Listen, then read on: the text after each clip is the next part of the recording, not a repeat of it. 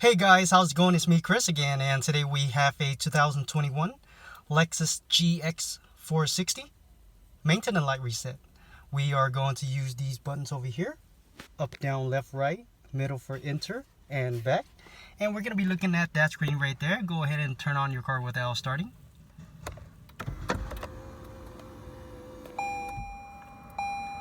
Okay, every time you see this, go ahead and click back. Now use left or right to go find your page, which is here at the setting. Let me get a little closer. Apologize for the shaking. Okay, you can every time you see this message, go ahead and click back, and you can use up and down to go find your page, which is here at the setting. Go ahead and enter on it.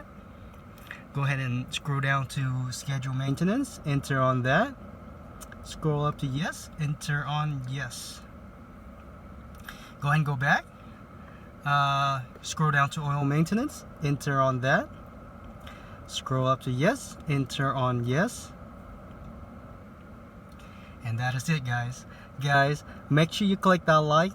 Thank you for watching, and I'll see you next time. Bye bye.